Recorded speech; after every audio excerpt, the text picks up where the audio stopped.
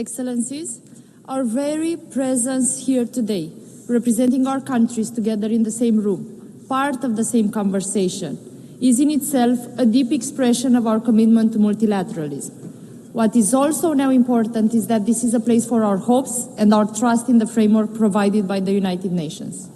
Romania stands firmly by the United Nations as we mark 80 years since its creation and 70 years since we joined. And yes, we do celebrate, and we are proud of both our membership and the history, the mission, and the work of this organization. But we also have a duty to see what works, to see also what does not work, and to act accordingly. We are living in troubled times, without precedent in history. People say that we want to prevent war, but war is very near to us. People say that we want to live under the reign of international law, but the world assists impassively to its repeated violation. I have heard similar statements many times in the interventions here of world leaders in the United Nations plenary, that we live and we face unprecedented times. However, the phrase that I just mentioned does not belong to me, and it is not about 2025. It was said by another Romanian Minister of Foreign Affairs, almost a century ago, by the Romanian diplomat Nicolae Titulescu, twice President of the General Assembly of the League of Nations. He was himself an advocate of collective security, speaking to the world in an attempt to prevent the escalation towards war, in an attempt to ensure that multilateralism has the power to fulfill a vision for peace. We all know here what is the history of the League of Nations, but we also know here that we must not repeat it. The United Nations must not share the same fate. Today, the world does not assist impassively. The world is here, present, involved, committed to peace efforts. We are here to ensure that aggressors can no longer replace the rule of law with the rule of the mighty. Romania remains a staunch supporter of international law. We lead in promoting the universal jurisdiction of the International Court of Justice. This is particularly so after the International Court of Justice rendered its advisory opinion on the obligation of states in respect of climate change this July. We call on the states here today to join the declaration of promoting the universal jurisdiction of the ICJ launched by Romania. Looking at the international peace and security, our aspirations remain the same as those of Titulescu, remain the same as those that were 80 years ago, 70 years ago.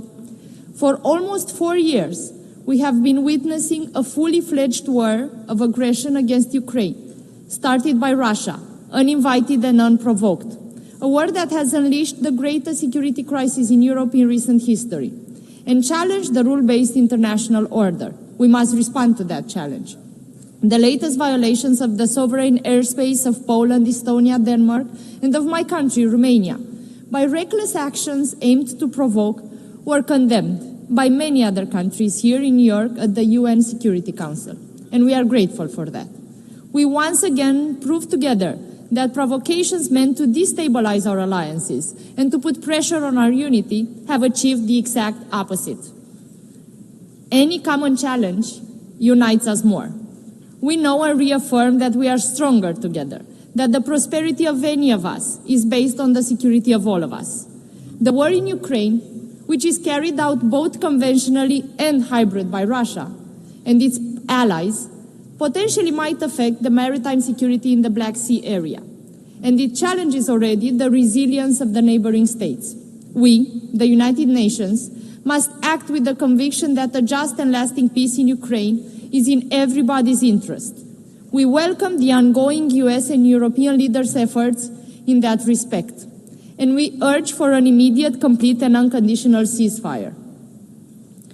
We also consider that the recent statements of President Donald Trump and that of European leaders are also an acceleration needed towards peace. In the meantime, Ukraine continues to need our support and our solidarity. In full accordance with the UN Charter, Ukraine has the right to protect its sovereignty, its independence and territorial integrity, and has the support of its people to do so.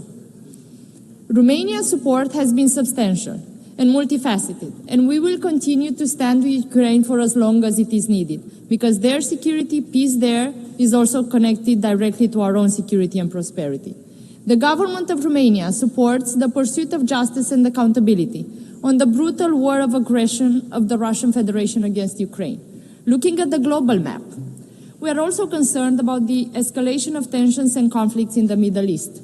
An immediate ceasefire in Gaza, the unconditional release of all hostages, as well as adequate humanitarian assistance, are merely the first steps towards a permanent end to hostilities. We fully support mediation efforts towards these goals. We also need to maintain a political horizon for the implementation of the two-state solution. Romania supports this approach for over 3 decades as the only viable basis towards a just, comprehensive and lasting peace in the Middle East. We also remain concerned about developments on the African continent, and we do reiterate our commitment to the stability of the region. A continent with such a large young population needs to give them the right to hope, to plan and build their future in peace. But there is a decrease of the UN peace and security footprint around the world in the exact time while conflicts sometimes have no end in sight. This is not only because of the expected effects of the reform triggered by the UN80 initiative. The reviewing process of the UN peace operations must respond better to current realities. Adaptability, local ownership, partnerships, including with regional organizations, are key attributes for such success. At the same time, conflict prevention and mediation should always come first, while the separation between the special political mission and peacekeeping operations should be eliminated to fully exploit synergies and capabilities. We need to rebuild trust in the mandates of the UN peacekeeping and UN political special missions. And that means action. From our perspective, there are already various instruments within the established UN framework to help maintain and restore the international peace and security, as it is our common mission. For example, the Global Nuclear Non-Proliferation Regime is one such key instrument, and the constructive cooperation of the member states with the International Atomic Energy Agency is essential. That is why Romania has also resumed our role in its leadership. The Security Council reform should make further progress in terms of transparency, working methods, and representativity, in order to become more effective and consolidate its credibility beyond our small diplomatic circle. Successful steps have already been taken, such as the veto initiative, but more needs to be done. And let me be clear here, what am I referring to when I say more needs to be done? We need to act together and make sure that the aggressor doesn't have the power to veto anymore on the wars that it has started unprovoked and uninvited. The General Assembly has its own role in the area of peace and security, according to the UN Charter. Its complementarity, its synergy with the Security Council must be put to good use. We welcome the recent consensus on the revitalization process, including with regard to the Secretary General's selection and appointment, one that we proudly co-facilitated. Closely linked is also the peace and security for ensuring international humanitarian response to emergencies. Romania supports the central coordinating role of the UN and the more consistent humanitarian diplomacy. We must ensure a fully effective, non-discriminatory, and unhindered response to the needs of those affected, to the needs of those that are vulnerable now. At the same time, an integrated approach to humanitarian development and peace actions is key to leverage investments on the long run. Distinguished audience, we now come to another fundamental pillar of the UN, to fulfill a legitimate aspiration towards prosperous, sustainable, and inclusive societies. We have shown political will, but will is not enough. Our actions do not suffice. Sustainable development cannot be achieved without peace and security, protection of human rights, as enshrined in all 17 SDGs, and adequate capacities and financial resources. Romania supports the effective official development assistance, as it is reflected in alignment to best standards in the field of OECD recommendations, as we also plan to join OECD next year. As we approach COP30, we must urgently address environmental degradation, including pollution and biodiversity loss.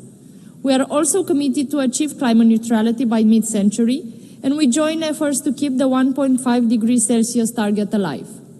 Some consider this effort to be expensive, but it is way more expensive not to do it. We must accelerate a just energy transition and emission reduction while ensuring energy security. Romania already does so. And since climate change is a threat multiplier, Romania supports an integrated approach to the climate and security nexus within the UN system. We remain firmly committed to support sustainable development globally. We believe that investing in human capital, advancing green and digital transitions, and reinforcing institutional resilience are key pillars for long-term prosperity. We live in a digital age. Human rights must be upheld also online, especially because that is where we currently have the attention of most of the young people living in our countries and globally. The implementation of Global Digital Compact should ensure a human-centric, human rights-based approach to the digital future. We cannot leave it with no rules. Moreover, it should harness the achievements of the SDGs. Thirdly, let us look at the human rights pillar, starting with the Universal Declaration of Human Rights, also a spectacular example of women leadership in the United Nations.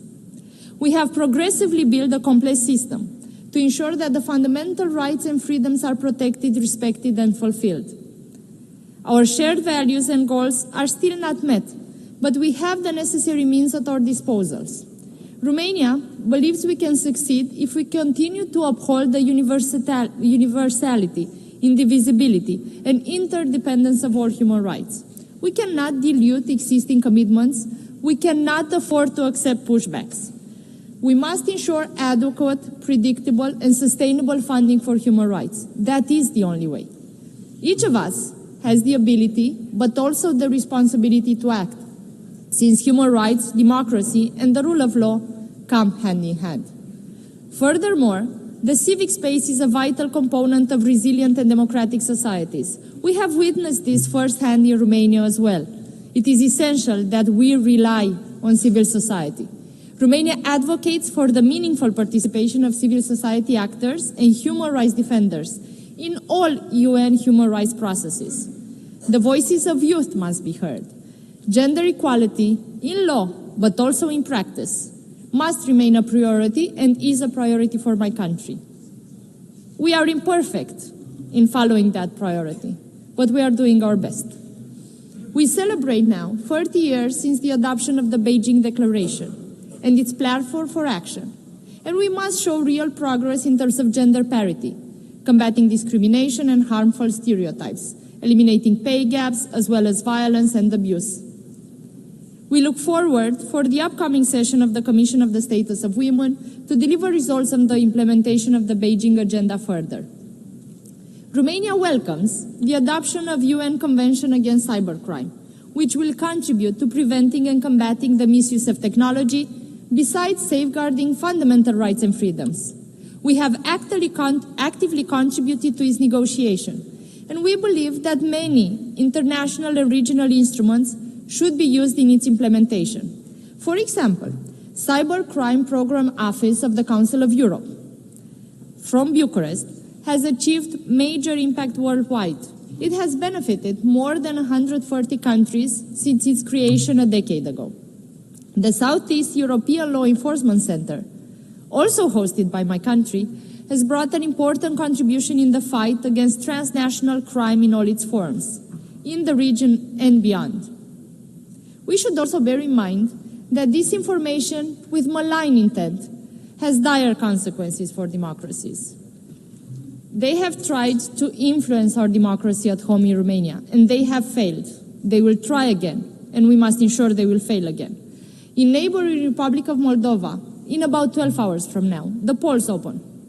It is perhaps the most consequential legislative election since the country's independence.